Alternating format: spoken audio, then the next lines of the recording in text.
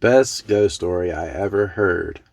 The best ghost story I ever heard was told by my grandmother. Coming from my grandmother, I really believe it because she was always kind of, she was a spiritual person and she always had good ghost stories. She and my granddad went to visit some relatives, and these relatives lived in a nice house across the street from a graveyard. No big deal. People live across the street from graveyards all the time. They had this big window, this big glass window in the front that looked directly out into the graveyard. And the family was just sitting around talking and everything. My grandmother looked out the window. It's dark, it's at night. And she looked out the window and she's like, "Hey, what's that light out there in the graveyard?" And the relative she was visiting looked out there and she's like, "Oh, that light's always out there. We don't really pay any attention to it. We don't know what it is. It's always in the graveyard." Well, my granddad, being the adventurous military type guy he was, said, "Well, let's go out there and find out what that light is." So the rest of the uncles and everything said, "Great, that's we're going to go find out what this light is." So all the women stayed back at home while all the men decided to go see what this light was. All the women are talking, and the men are gone 10 or 15 minutes, something like that. And, the women are just having fun, talking in the house and everything. About 30 minutes later, all the men come back, with my granddad. And he's carrying this lantern. And my grandmother's like, "Well, why do you have that lantern? Where did that come from?" And he's like, "Oh, well, this was the light that was hanging out in the graveyard." And she's like, "Oh, you probably shouldn't have taken that." And he's like, "Oh, being the thrifty guy my granddad was, he just cut it down and said he's going to keep it. It was nobody else around. Whose lantern is it, So he sets that lantern in the washroom, and he sets it on top of the washing machine and comes back in and joins the women and all the men. They're sitting around talking and laughing and everything. Everyone's kind of forgotten about the whole graveyard thing. In the kitchen area, there was this huge china cabinet packed full of china. Everybody's in the living room just talking and laughing and everything, having a good time. And they heard the unmistakable sound of that china cabinet tipping over and all that china just breaking everywhere. She said it was the loudest noise she had ever heard. It sounded just like an bomb going off or something. So it scared everybody, and they all jump up and they run into the kitchen to see what caused the china cabinet to tip over. And there was that china cabinet standing upright, not a broken dish in sight. Nothing was amiss. And everybody's like, "What in the world?" They were just in awe. They didn't know what. They know that china cabinet fell over and all those dishes crashed everywhere. Everyone's kind of freaked out, and everyone kind of wanders back into the living room in silence, and everyone sits down and they're just trying to absorb what just happened, trying to rationalize what they heard. And then all of a sudden my grandmother points to the window and says, "Look." And that lantern was hanging back in that tree, blowing in the wind. Now, it had taken the men a good 10 minutes to walk out there and get the lantern, and a good 10 minutes to walk back. It took them about 20 minutes, But there it was, just seconds after the unmistakable sound of that cabinet falling over and those dishes crashing everywhere. My grandmother points and says, "The lantern's back in the tree." So NDE, near-death experience. I had one of these when I was in my early 20s. And it wasn't scary or anything. And this is one reason why I don't fear death, is because of this situation that happened. And I've never feared death. I think really religion is the only reason we ever are taught to fear death. Death is as natural as birth. energy comes in and energy goes out. And I think we're, eternal beings. Our self-conscious is energy inside of this meat that we call a brain. Anyways, this near-death experience 100% happened, and I'll tell you about it right now. So, I guess I was about 23, 24, something like that. I had gone out with some friends. We lived near a river, and on this river, you could rent kayaks and stuff. And there was a little bit of whitewater rapids on it, but not much. It was really just a, fairly slow kayak river to go down. And, but there were a few spots where there were some good little rapids, And so we went and rented this kayak, and I don't know, there was four or five of us out there just having fun, And when you rented the kayaks, now I didn't have a lot of money back then. When you're renting the kayaks, they warn you. They're like, don't lose any of our equipment or you're going to have to pay for it. And I mean, this was back in the early 2000s, and inflation hadn't really set in yet, but they said, so if you lose the paddle, the oar, they're going to charge your credit card $35. I was just thinking, I definitely am not going to lose this oar. I don't want to have to pay $35. So we're out there kayaking, we're having a good time. And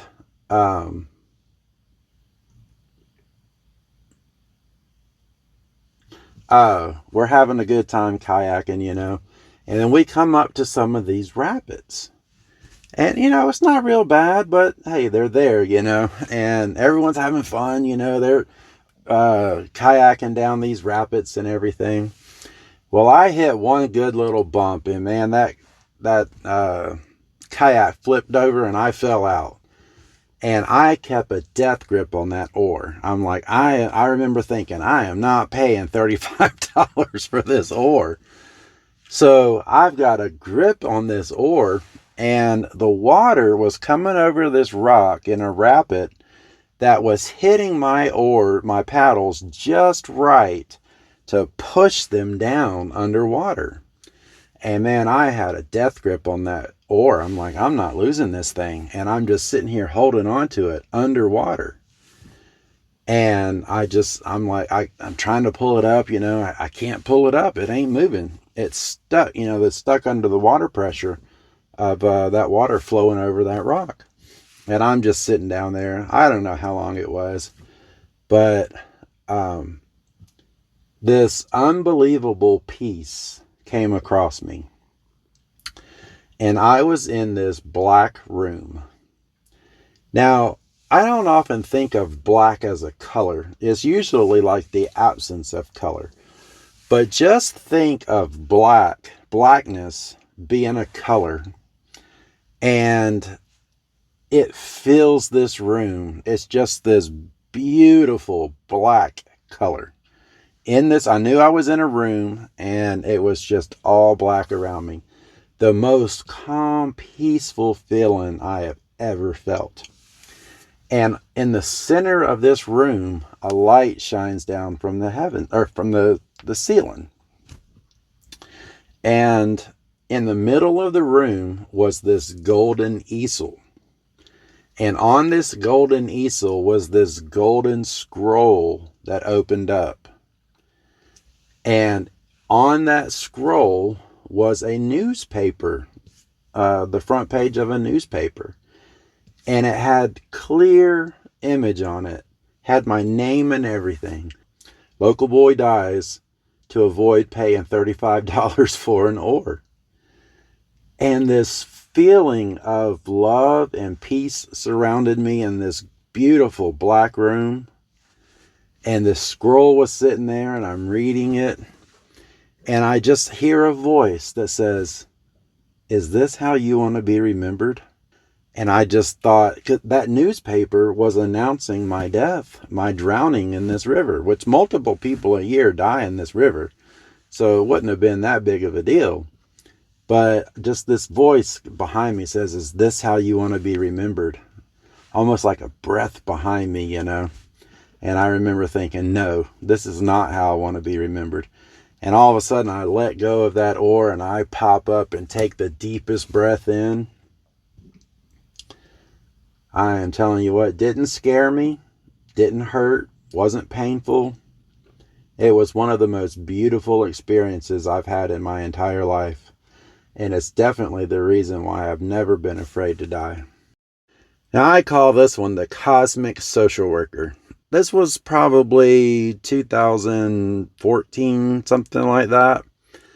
I always slept in the living room. We lived in this mobile home, and I hated the bedroom. It was creepy in there. I just didn't like it. And so I always made a little pallet on the floor and slept in the living room. Well, one night, and I didn't drink or do drugs or anything, so just get that out of your mind. But this normal night, nothing out of the ordinary, just a regular run-of-the-mill night, I wake up about 3 o'clock in the morning, something like that. And I sit up, and then I stand up, and I turn around and look down, and there's my body, just sleeping. And I'm like, what in the world is going on? And then I feel this unbelievable, only way I can describe it is this indescribable feeling of acceleration upward. Even though it really wasn't upward, it was really kind of outward in all directions at the same time. But it was just me, one single point. It was crazy. Just this, the human way of thinking about it is this unbelievable acceleration upward. Didn't scare me. You know, I wasn't scared. It felt like I was going home. And I thought I was dead. And I come to a point above the earth, and I can see the solar system. I can see everything. And it was like I was home. I knew exactly where I was. I knew exactly what was going on. And these three beings came to me, and it was like they were my best friends. I knew who they were, even though right now I don't know who they were. But at the time, I knew exactly who they were. It's like, hey, I'm home. And we're communicating, you know, no words can describe, no human words can describe what I saw. But like we didn't have a body, but yet we had a form. It was weird. You know, I don't really know how to describe what we looked like, but we did look like something. We looked like energy. We'll put it that way. But we were very distinct. I was me and they were them, and I knew exactly who they were. They were friends of mine or colleagues or whatever. But we went and had the time of our lives. So the first thing we did is we went and sat inside of a star. I don't know if it was the sun or what, but we just went into this star. Of course, you don't feel heat or anything, but you see the brilliance of the star and the beauty of the outside of the star and the inside of the star. And we're just sitting there. We're just laughing and just enjoying each other's company. And then we decide we're going to go back to Earth and we're going to scare some people. We were mischievous little things. So we go back to Earth and we find this woman who had just woken up, and she had, I guess, just gotten out of the shower. She was looking in the mirror and she was doing her hair. Well, all four of us got inside of this mirror on the other side, staring back at her in the mirror. And we made our eyes flash, and it scared her to death. And she jumped back, and we were just laughing hysterically. Ah! You know, it was so funny to us. We thought that was really funny to scare, you know, these humans. And we did that maybe a couple times. You know, I think we scared a little kid that was walking to school or something, you know. We were just being mischievous. And then we get this signal that, hey, it's time to go to work. And I call this the cosmic social worker because I do have a social work degree. I used to be a licensed social worker. which just came out of the blue. I never should have gotten a social work degree. And one day I'll tell you how all that happened, but it came out of the blue. And I'm just thinking, after this circumstance, or after this encounter, was it planned? But anyways, we get this message. I don't really know how it was conveyed. We just knew that we had to go, to work. So we went back to Earth, and we went to an interstate. And this car was about to collide with a bus. And our job was to take the people in the car home. There were 4 people in the car, and there were 4 of us. And each one of us, it was our job to take one person home, which is up there. And so we kind of hover down into the car. We're in there. And then all of a sudden, at the moment this car hits the bus, time nearly freezes. And you can still see movement, but it's extremely slow. And the people in the car were talking to us. They could see us, they could hear us, and they weren't scared. And they said, what is happening? It's not like they knew us, but it's like they knew who we were and what we were there to do. And we told them, hey, this is the end, and we're here to take you home. Now, we're talking in normal speed. We're communicating in normal speed. I won't call it talking, but we're communicating in normal speed. But time around us was moving very, very slow. And we're trying to explain to them what is happening and what is going to happen. And I let my person know, and it was all separated. I really wasn't paying attention to the other people. I had this one person, and I told them, I said, you've been in a car wreck, and this is the end. I'm going to take you home. And she wasn't scared. I think it was the mother. I can't really remember, but she wasn't scared, and she understood.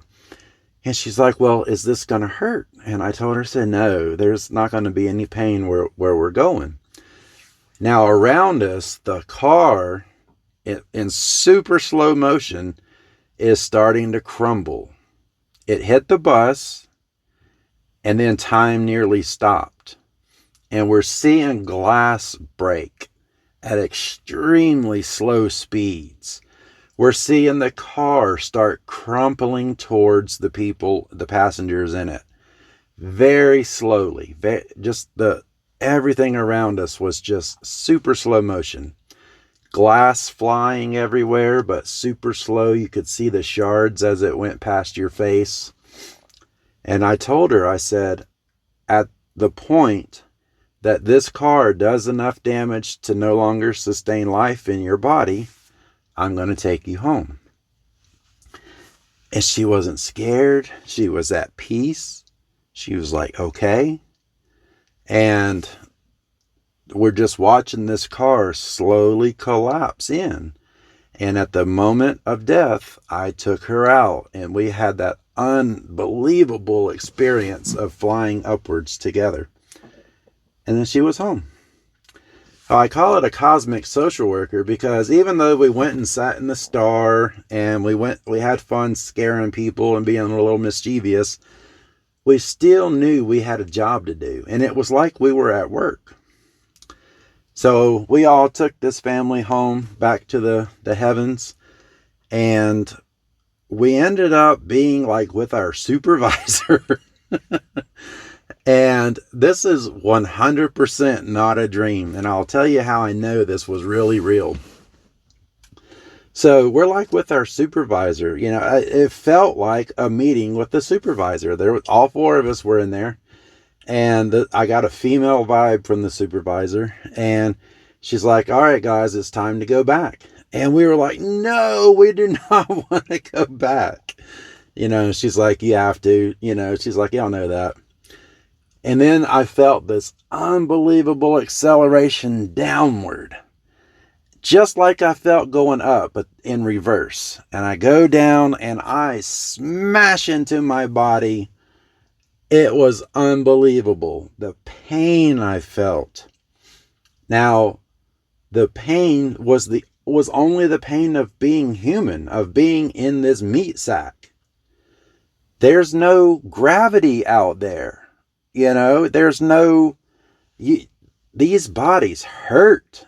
Just being under gravity is pulling down on you. We're used to it. We don't feel it all the time, but we have the aches and pains and everything. But being out there in the dimensions, and then all of a sudden being back in my body, was the most painful experience of my life. It hurt so bad. Now, it faded rather quickly because I was used to the pain of being in one of these meat sacks. And how I know this wasn't a dream and it was real is I stood up and I had to go to the bathroom. I just had to get out of where I was sitting. I stood up and it was like I had never walked. Gravity was pulling on me in every different way, and I could not walk. I was stumbling around like a drunk person. Was not drinking, by the way. Hadn't drank for years. But I knew the pain of gravity and of being in these human bodies. It was excruciating. Now, it quickly faded. I would say the whole sensation of pain and being dizzy and not being able to walk lasted maybe 10 or 12 seconds, and then I was back to myself. Now, I know I don't remember 100% of everything that happened during that trip. For some reason, well, I know why. There's a veil that comes across us when we enter one of these bodies. And we're here to learn something. We're here to experience Earth, and to experience this pain and go through this life, to make ourselves more appreciative of what we have. And it's basically, I kind of felt like this was a college. This is a university for souls. And that's how we're born. Even in the Bible, it says, God says, I knew you before you were born. We're eternal beings. And we choose to come here to learn what we're supposed to learn. And we know it's hard. This is a dense, heavy planet. We know it's going to be miserable, but we also know that we're going to learn a lot from it. And it's going to last us, on the other side. But this pain, it slowly faded, and I'm just kind of just walking around, just trying to figure out what in the world just happened. And I kind of already knew what happened. When this happened, I knew I was home. But I also felt like I had a job up there. And it wasn't like I was upset about having to go to work. It was just odd. I remember it being odd. Oh, brother, I'm working down here and I've got to work in the afterlife too. But it was peaceful and it was wonderful and it was eternal and it was love. You hear about these NDAs, near-death experiences, or NDEs, people just describe this unbelievable feeling of love. And it's true. That's what the universe is. The universe is love. And it was one of the most amazing experiences of my life. And I still remember every detail of what I was allowed to remember. Like I said, there's a veil that they put across us when we come into one of these meat sacks.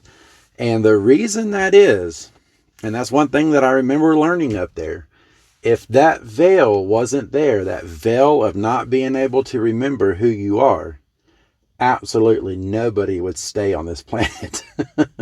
If you knew how incredible the other side was, nobody would stay here. We would go. And that's why they put the veil in place, is so we can't remember who we really are. And we're down here to learn something. Now, I truly believe every night when we dream, we go back home. We spend a third of our life asleep in bed, unconscious.